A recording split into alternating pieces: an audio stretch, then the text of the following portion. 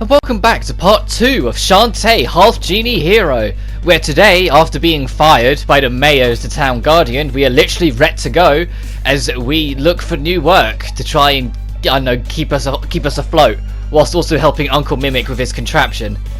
This one is easy enough, but it's introducing the idea that you should be exploring and talking to people to find out where to go next in the game, or to get access to the next level, to be more accurate. This first instance is very easy, but after this it will be requiring more steps and asking more things of you. Like this one, you literally just go right to the end, talk to the damsel in distress, and she will tell you that something is going on at Mermaid Falls, people getting kidnapped and taken there, you need to go over there. Additionally, the gallery is now open. It wasn't open if you tried to visit here before this point. Across the world, across all the levels, there are 10 gallery keys. Finding all 10 and bringing them to the art gallery is how you access the concept art of the game. I'll be sure to show it all off when I finish the game on the other side of this. Additionally, why don't we buy something? There are lots of things you can buy here, from magic spells to extra abilities. The backdash is pretty cool, and you'll see me buy it, but I almost never use it, despite the fact it is actually pretty cool. The magic bracelet and the bikini armor are probably going to be things you're going to want relatively soon, especially because our health is still pretty low. At least in loaf. And there's also the warp dance, but we won't be getting that just yet. But I decide instead to up our whipping speed so we can attack just that little bit quicker and get more hits in. So that and the backdash, I mean, we're pretty much as good to go as we need to be. If it's your first time playing any Shantae game, like this is your first Shantae game, I'd highly recommend, instead of going to Mermaid Falls, go back to the first level of your monkey power-up that we got at the end of last part, and go to the second section. In the second section, there's 2 secrets pretty close to each other that I pointed out. One where instead of going down, you can go across a rooftop, and then there's a gap in the wall to your left side. Both of them will lead to secrets that will give you a better chance in the next level. But I can do that later on, so it's not a problem. Anyway, we're introduced to our replacement, Holly Lingerbean, half genie hero for hire. But you can call me Holly. Your mum was a genie. That's right, and my dad was a stage magician. So I'm more magical than any other half genie by far. Ha! Baby, this doesn't work that way. It's true, she stole my news and removed my own phone while I watched. So, old guardian genie, I'd like you to show her the ropes. Me? No big whoop, Mayor. I'm sure I'll be just fine without her. Later, Tiny, later. Can't believe he actually did it. Now hold on. He replaced me with that snotty little... Now, you'd have to get all competitive. Besides, you're on a mission, remember? I guess you're right. Okay then, off to Mermaid Falls. Are you ready to lift off? Okay, climb aboard. Yeah, Holly, we'll get more into Holly like next time. She's not going to be in the game as long as you might suspect she might be. But as you can see, now you've got the levels, there's question marks under the levels, so you can get an idea of just how many secrets are still within it. You're going to be returning to Mermaid Falls probably the most, especially on your first playthrough. But as we land, you've got Bolo with us. Looks like this is the place. For the last time, Bolo, I can handle this on my own. That's not what your uncle said. He insisted that I lent you a hand so you could create the machine to replace you. Fine, let's get down to business. According to the girl back in Scuttletown, locals have been vanishing from these parts by the dozens. One minute they're here, and the next, poof, gone without a trace. Gone? Gone how? Well, given the surroundings, I think it's pretty obvious who's to blame for all this. The answer is... Fish folk! Shh! I've read that mermaids are beautiful but often vain. And all of the targets have been sweet, innocent, adorable maidens. It must be a jealousy thing. That means I could be next. No, not really. Maidens are, you know, ladies only. There you go again. What? Leaving me out like you always do. I mess up one delivery and suddenly I'm useless. But, ever since we were kids, you get to be the hero and I'm always the goof up. Well, I'm sick of barfing in your shadow. I'm going to prove once and for all that I'm every bit the hero you are. Bolo, come back! That's not even a colloquialism. That dimwit. It won't last 5 minutes. That's Bolo for you. He means well, but he's an idiot. But either way, welcome to the second level of the game, but to be honest, the first proper level. if we're being level, it's the first proper level where it slows down. You have some platforming, you've got some abilities to use, you got a bit better variety of enemies than just Tinkerbats. There's a lot going on in this level to make it a more like standout first level, to really give you the feel of how things work. But as I said before, if it's your very first like Shantae game, you might struggle in this level a little bit. Not because it's too hard, it's pretty reasonable. There's just a lot of pot shots you'll take, and you don't have much health to take those kind of pot shots. 8 units of health, and some of these enemies are going to start whipping out 2 health. And to jump the gun a little bit here, we got the new monkey transformation. You seem to have lower defense when you're in the monkey transformation, so you're going to take extra damage. Showing off though, hitting triangle and tapping right on the D-pad will allow you to transform into the monkey.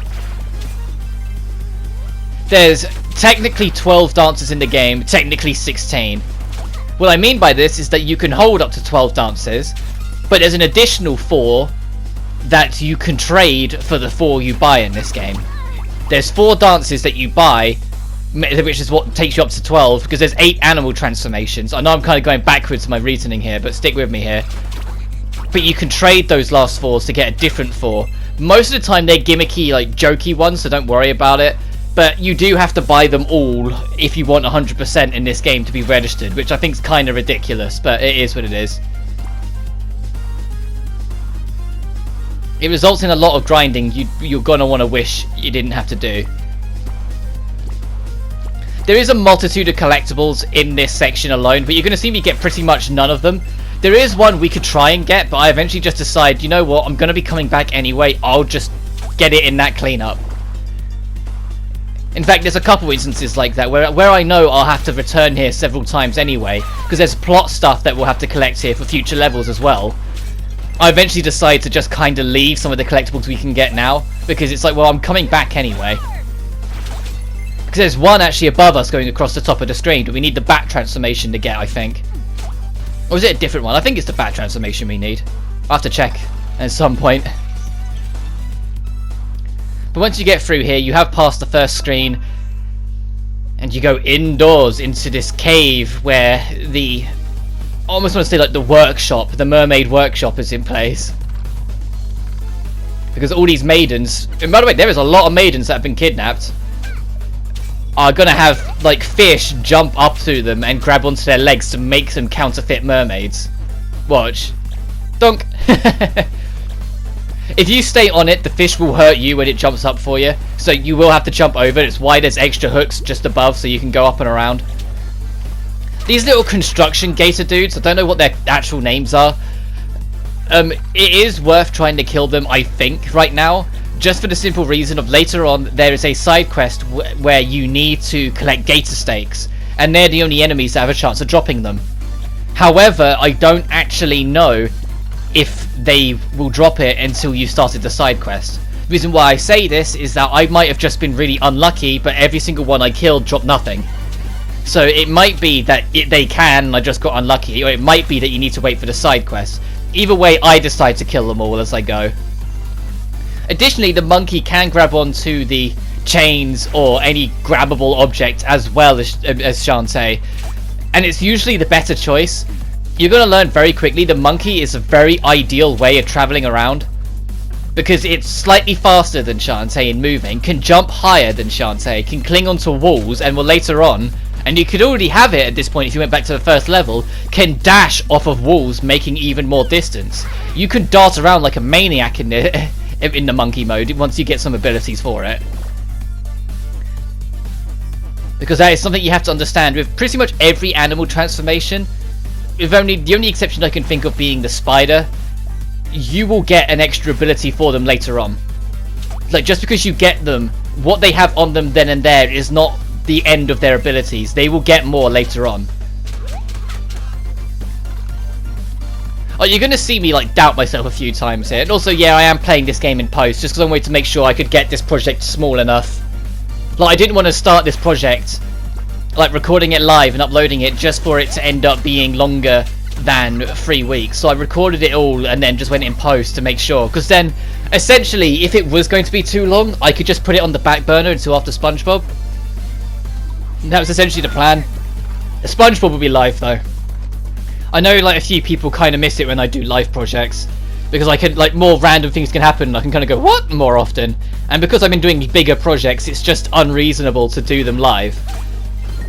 But I do have a few things even after SpongeBob that I want to do live, even if the thing after SpongeBob is probably going to be another long project. Like, I've been toying with 2 different ideas.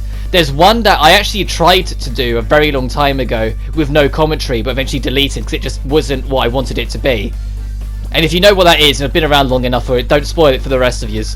But I've been debating going back to that because I do thoroughly enjoy that game. But alternatively, the other option is a game that I have not stopped going on about every time I talk about Idea Factory, and that's Dragon Star. And I'm going to just be clear up with you, Dragon Star is on the table, because it's been long enough since my first playthrough that I wouldn't worry about burnout, because playing a long-winded JRPG back to back is the easiest way to burn yourself out. And to be fair, when you consider when I recorded Final Fantasy XII, it's been a little while since I've taken on a turn-based RPG, so I think it's been long enough for me to justify going back to one, since I personally think I find my groove a lot better in those longer projects. Of course, at some point I really want to record the 7 remake because I love that game, but ignoring the fact that it's a little too soon, like, I know I'm making 2 exceptions this year with SpongeBob and Death End Request 2, but I've made it very clear many times over the years I've been doing this, I don't like doing games when they're brand new and fresh, and I don't like doing games blind. And so now I'm not there's Bolo. But now, like, the 7 remake has been out and I've had my fresh experiences with it, I am pretty much good to go, like, but I want to give it more time.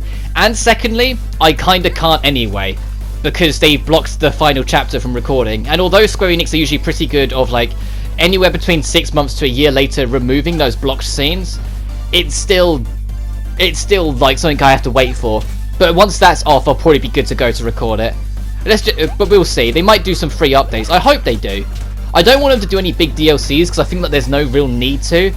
Like, I know a few people have said like they want to see a DLC kind of doing like an alternate version of like certain events of the game. Now that the ending, without going too much into it, kind of splits the timeline. But I don't know, I kind of feel like part 2 is going to go into that a lot more, so I'm not too fussed. But free updates would be nice, like some alternate costumes would be pretty cool. Also, this is where I buy the warp dance. This is the secret merchant I was on about last part, that's in every level but the first one, where you can buy the 4 dances, the warp dance, revive dance, dryad dance, and one other one, I can't remember. And then from there you can actually trade off the 4 that you brought for a different 4, and all of them count towards completion.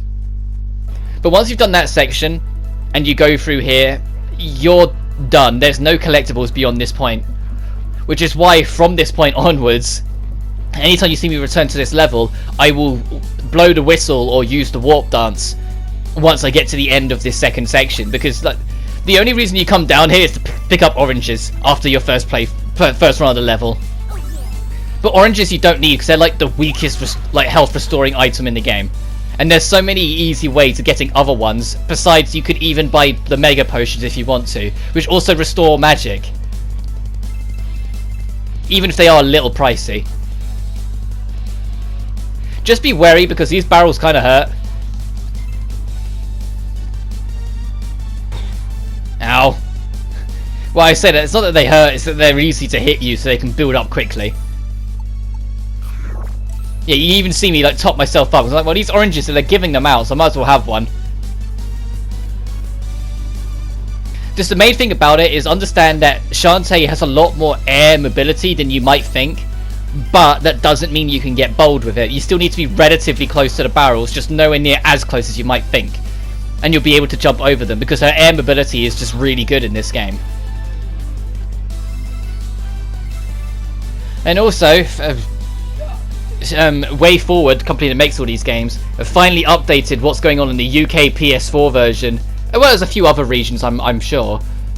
Because Shantae and the Seven Sirens came out on literally everything last week, except UK PS4s. and there was an issue out of their hand, and they said they think they finally sorted it, and it will now be out on June the 7th, which is like, okay, cool, thanks. Ugh. Those were the missing maidens, but now they've been turned into counterfeit mermaids? Don't you see what's going on here? Someone's been turning regular old bog standard cute girls into phony fish folk, fakes! Oh, I'm gonna be sick. It's disgusting, alright. So the fake mermaids are sealed into cans and go down the chute and wind up here? But why? And who's behind all this? Yeah, the canisters that were rolling down had the counterfeit mermaids trapped in them. Techno Baron! Last count again. Who disrupts my concentration? I did! I saw your counterfeit mermaid factory and the fake mermaids, and now I'm sending you up the river, just like your giant cans. Which I'm also kicking you in. Ugh!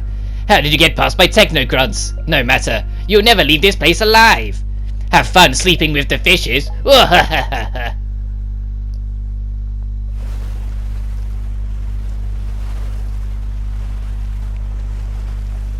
And here's our next boss. This poor... Holy mackerel! No wonder the mermaids are attacking. They captured their queen. I've got to set her free. Giga mermaid. Captivating captive. They know. I think that's probably the biggest thing. Like, even though it's a family-friendly game for the most part, they know what people are looking at. Like, they know where most of their fans are, so they have a lot of cheekiness and fun with it. But the idea of this first phase of this boss, because it is multi-phased, is destroying these chains. You're just going around the arena, avoiding the giant attacks that the Giga Mermaid does, or the Mermaid Queen, until all the chains are broken. But it is not the end of the fight once you break all of them. Keep that in mind. And there you go. But you can see once you break the chains, she can now break free, but she's still pretty pissed off. And rightly so.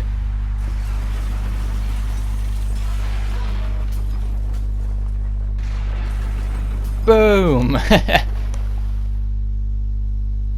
So hooray! Phew, you're safe now. We did it. Let's go. Uh-oh. She looks mad. Phase 2. The only part of her that can be hurt is the red gem on top of her head.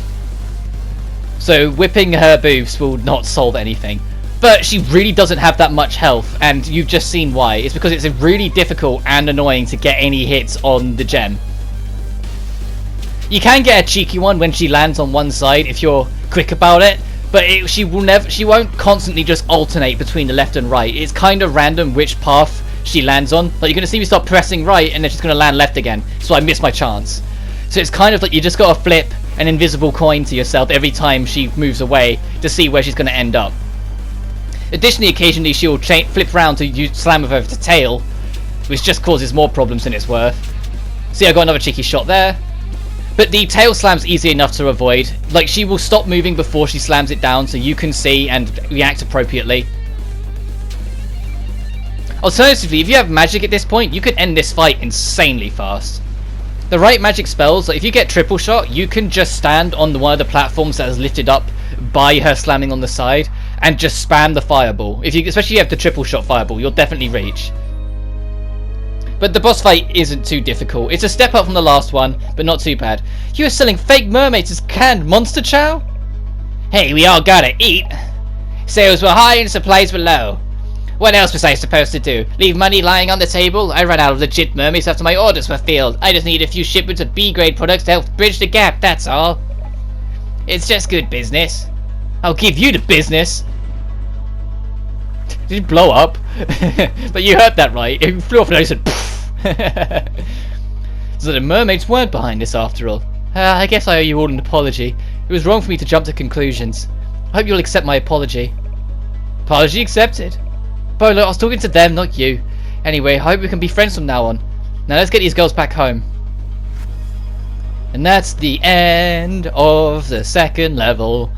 Even though you'll be returning to the Mermaid Falls like a dozen times because of collectibles and side quests and stuff, we're done at the second level and we have calmed down the lovely Queen Mermaid.